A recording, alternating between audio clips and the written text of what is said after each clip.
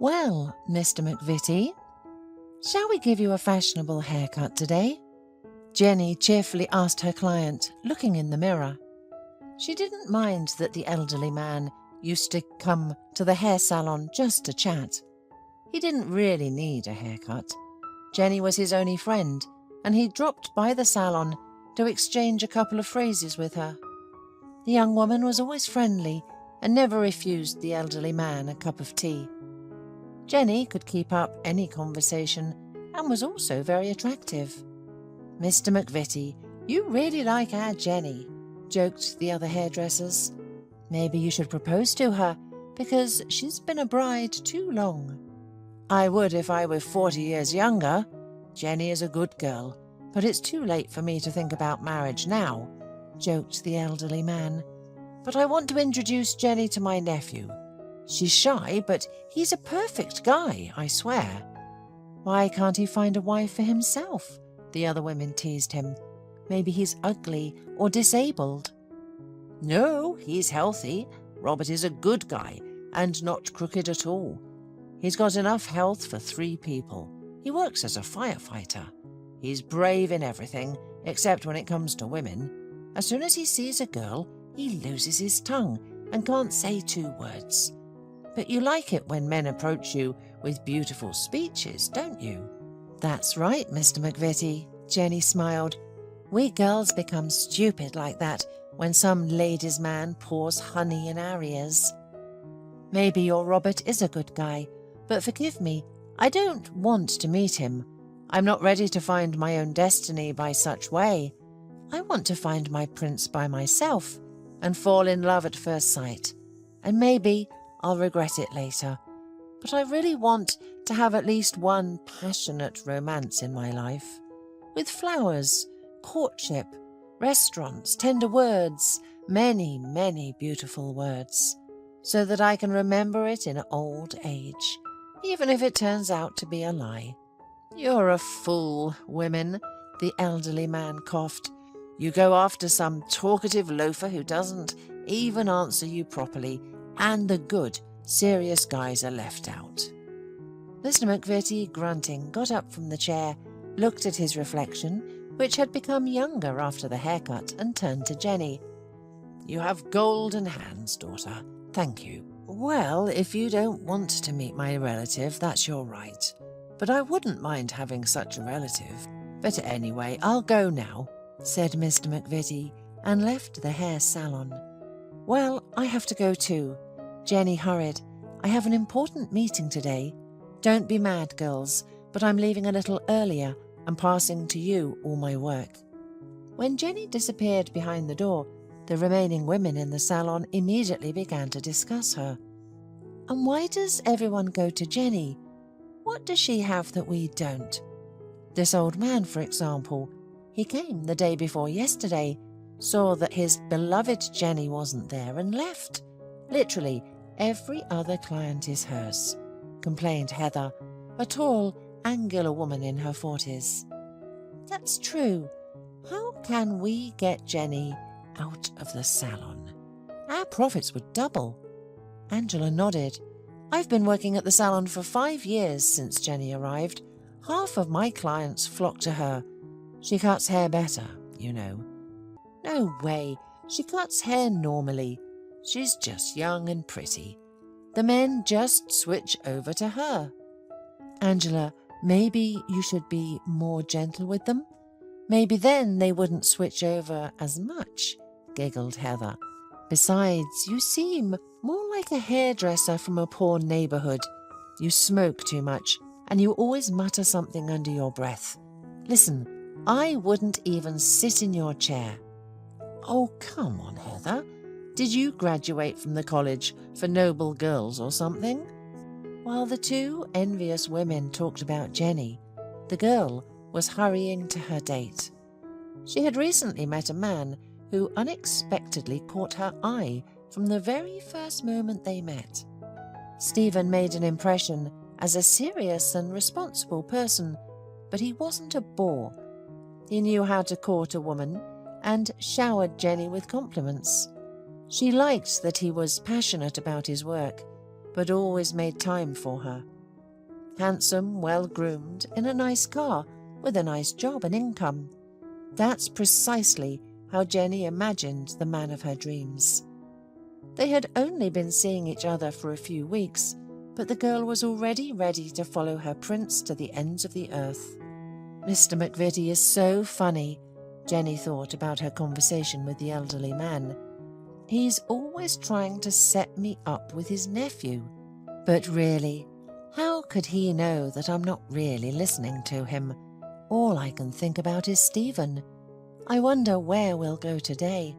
To a restaurant, or will he invite me to his house? The romance between Stephen and Jenny developed quickly. It seemed like they were head over heels in love with each other and couldn't live without their other half. Stephen showered Jenny with gifts, luxurious bouquets, and eventually gave her the coveted box with the engagement ring adorned with a beautiful diamond. "Oh, girls," boasted Jenny to her co-workers at the hair salon the next day, "it seems like I'm getting married. My Stephen proposed to me." The naive girl couldn't understand that her joy and happiness annoyed her jealous colleagues. Excitedly chattering, she told them about the upcoming wedding and as proof showed everyone the ring with the precious stone. "Well, why is this fool so lucky?" Heather and Angela whispered maliciously. "Now she's even grabbed herself a rich man. She must be a witch, no doubt. Well, maybe now she'll leave the salon and we'll get her clients." "That's right, and this rich guy will soon leave her. All these rich guys are the same. They use young bodies and find themselves a new beauty." But Jenny didn't have time for gossip. She didn't listen to anyone, and she literally flew, elated with her happiness. Finally, a bright streak had come into her life after everything had gone wrong for so long that she had even stopped waiting for someone to turn on the light at the end of this endless dark tunnel. She always lived a very simple and even poor life. Her father left the family when she was only 3 years old, and her mother raised her alone. They lived in tiny apartments in densely populated, high-rise buildings. When Jenny turned 16, she finished hairdressing courses and started working. All the money she earned in the first few months went towards renting an apartment in a better neighborhood. Although this housing was not very much different from their old apartment, for all 16 years of her life, Jenny understood for the first time what it was like to live in a not-so-crowded building. Nobody hovered over her, and they didn't have arguments in the middle of the night right behind the wall. Jenny thought that now everything would work out for her and her mother. But it was not to be. Jenny's mother became ill. At first, they didn't pay any attention to her frequent indispositions, but after 6 months, doctors diagnosed her with a terrible disease, cancer, and everything went downhill again. Now Jenny worked like crazy, trying to earn something for her mother's treatment, but all to no avail.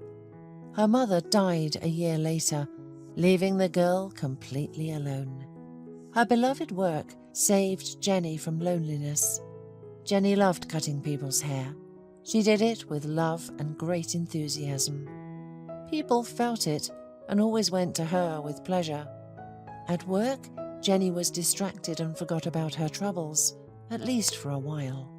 No one among outsiders could suspect that the smiling, friendly girl was sorrowful and unhappy inside. Until she met Stephen, Jenny's relationships with men somehow didn't work out. She constantly met either lazybones who did not know or did not want to provide for themselves, preferring to hang on to their parents, or guys who wanted to dominate and subjugate the freedom-loving Jenny. One of the last suitors even admitted that he had beaten his partners more than once if they couldn't please him in something. Jenny didn't wait for her turn and stopped all relations with him. But when she was almost totally disappointed in men, Stephen appeared on the horizon, the man of her dreams, a knight on a white horse, or rather, a white Mercedes. And now he had proposed to her. Happy Jenny said goodbye to her tiny apartment and moved in with her fiancé. She got to know Stephen's parents and even found a common language with his mother. "Jenny, you know I'm a doctor. I think it would be a good idea for both of you to undergo a medical examination before the wedding. You are future family, and I think there are children in your plans.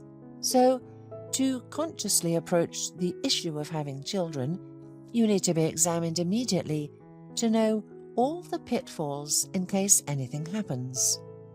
Jenny was a little scared by the pressure from her future mother-in-law, but Stephen just laughed. "Jenny, my mum has her own quirks, like any other person. This is one of the most harmless, I'll tell you. It's not a bad idea to undergo an examination, to be honest, and my mum will help us with this. She has plenty of acquaintances at the clinic. They will arrange something for us at the highest level."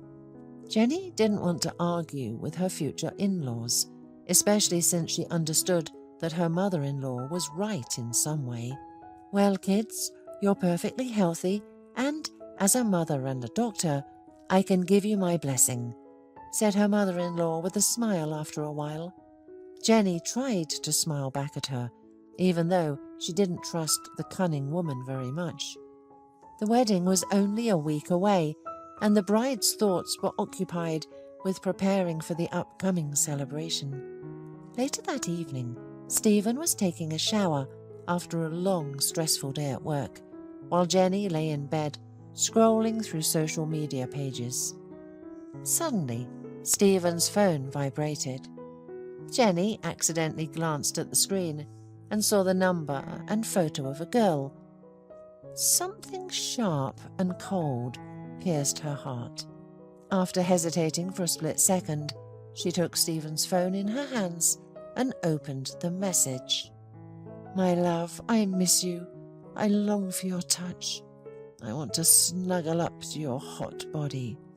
The letters blurred before her eyes. Her hand began to tremble treacherously, and Jenny dropped the phone on the blanket. Her brain refused to understand the words she had just read. Jenny picked up the phone again and quickly looked through all the messages that had come to Stephen's phone. Who is she? Why is she writing such revealing things to my Stephen?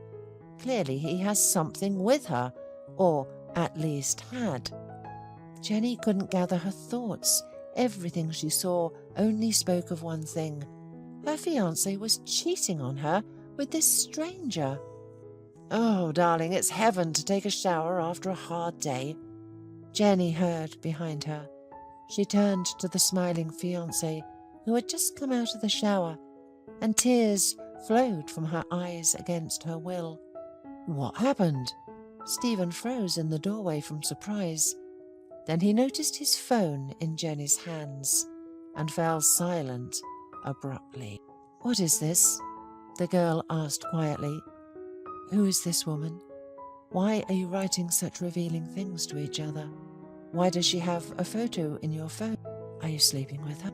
She expected Stephen to come up with 100 excuses and try to calm her down as quickly as possible, but the guy was silent, and the silence made everything even scarier. Jenny jumped out of bed, threw the phone in Stephen's face, grabbed the first thing she could find, and ran out of the apartment. She couldn't bear the betrayal.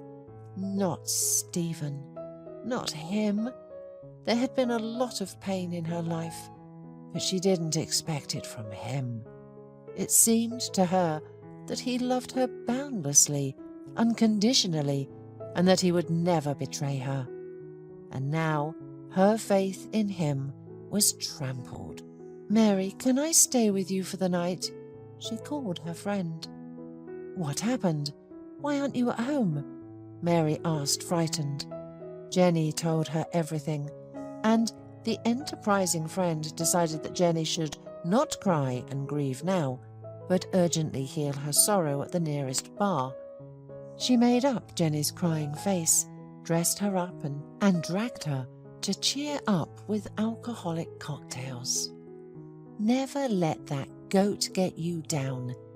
That's all they want, to bring us to tears. Take my Henrik, for example.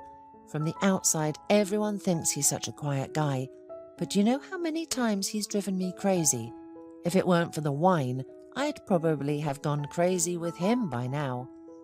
Jenny followed her friend into the bar, nodding along, but not understanding how a couple of cocktails would help her. But a few hours later, she was joyfully singing karaoke with Mary, stumbling and giggling loudly in response to the jokes of the tipsy men who immediately started to join them. Some of them were extremely persistent, and Mary even started arguing with one of them. "I smeared all my makeup because of this drunk idiot," Mary said to Jenny. "I'm going to the restroom to fix myself up. Are you with me?" Mary was looking at Jenny questioningly, but the girl was completely drunk and just shook her head negatively. As soon as Mary left, a drunk guy approached Jenny and started hitting on her, quite rudely. "Dude, leave the girl alone. Can't you see she's not up to it?" said a tall, broad-shouldered man who looked about 5 years older than Jenny. He suddenly appeared next to the rude man. "Miss, can I escort you home? I think you've had enough fun. A little more alcohol and you'll feel even worse." The stranger carefully lifted Jenny and led her outside for some fresh air. "Let me call you a taxi. You just tell me the address before you fall asleep," the man offered. Jenny opened her mouth to give Mary's address, but when she looked at the stranger, she changed her mind. She didn't want to let him go. The man was like a magnet for her. His broad shoulders and strong arms held her so securely, and his voice was so calming that Jenny decided to stay with him tonight. "Take me to your place, please. I have nowhere to go tonight," she gathered the courage to say. She wanted to hug him and forget, even for a moment, about the humiliation she had to endure today. "I'll get even with Stephen. I'll pay him back in the same coin," thought her foggy brain. Jenny put her hands around the man's neck and kissed his lips greedily. For a split second, she felt some resistance, but then the man seemed to give in and responded with a hot kiss. The next morning, Jenny woke up in a stranger's apartment. Yesterday's stranger was sleeping next to her. "What have I done?" she thought in horror, and began to gather her things as quickly as possible. "I need to run away before he wakes up." The man was sleeping soundly, and if she were completely honest with herself, she really liked him. She felt so good with him last night, like never. If they had met under different circumstances, they might have had a beautiful romance. But now, what was he going to think of her? A frivolous girl who spends her evenings in bars and her nights with the first stranger she meets. Jenny was burning with shame. The only thing that calmed her down was the fact that she and the man were not acquainted, so nobody would find out about that night. However, she would have to explain herself to Mary. She purposely didn't take her phone to the bar so as not to hear phone calls from Stephen and not to listen to his fake story. It was not easy to speak with Mary. The poor girl was very anxious when she didn't find Jenny in the bar.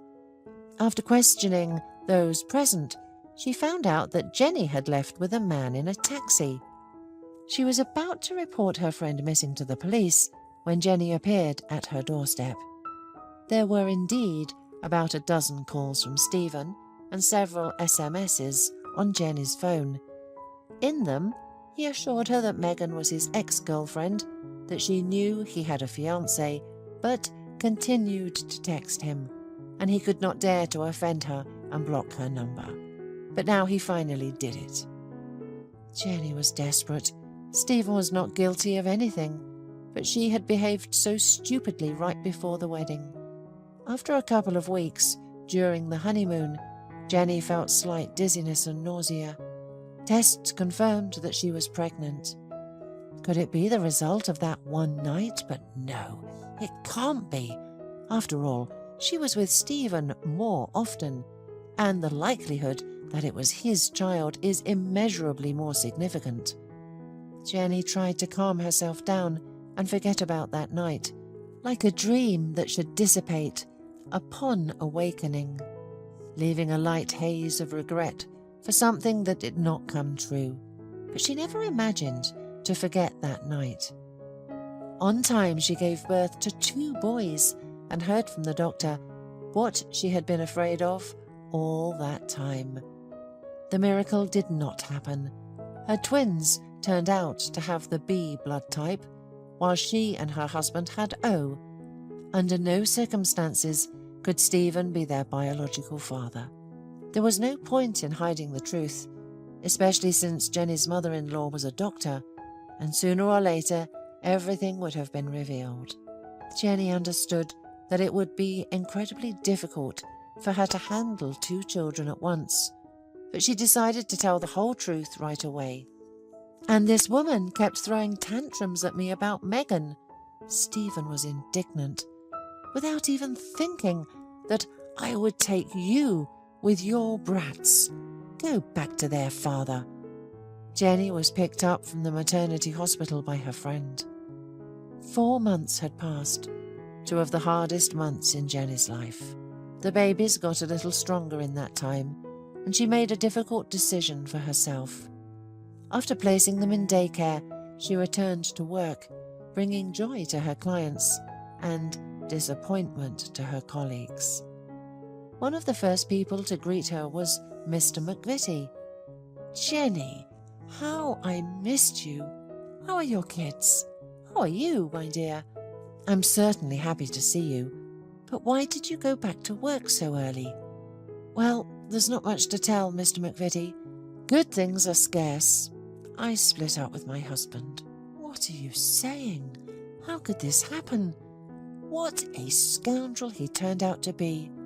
No, he's not to blame for anything. It just happened. In general, this story is not interesting to anyone for long, but thank God my little ones are alive and healthy. Well, that's the most important thing, Jenny, that the children are healthy and growing up without getting sick. It's hard for you, I understand. It's good they enrolled them in daycare.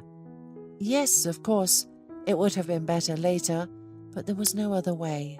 I'm alone. Well, that's fixable. You'll find a good person, believe me. And you're not alone. You have so many grateful clients. You're like family to us. Here's what I propose. I'll organize a fan club for Jenny, the hairdresser, and her sons. Am I a movie star to you, Mr. McVitie? Jenny laughed, probably for the first time in many, many days. For some reason, these words of the old man made her feel light-hearted. How is a mother of twins not a star? She'll shine brighter than any star. That's it, we've decided. We won't leave you alone. When's your day off? Give me your address. My nephew and I will come to visit, pick you up with the little ones, and we'll go on vacation. Come visit us this Sunday. Robert, my nephew, will make a barbecue. We'll eat, chat, and maybe even go to the countryside. Do you know what kind of car Robert has? A Jeep. Your whole big family will fit in it. Mr. McVitie, are you at it again? Why are you deciding everything for your Robert? Does the young man really need to spend his day off entertaining us? I'm not trying to match you up with him. I'm just inviting you over. I'm a great cook myself. All right, we'll be there for you at 10 on Sunday. The verdict is final. No appeal. Oh, if only I could shed 40 years, said Mr. McVitie, and ran off to his business. The entire hairdresser burst out laughing.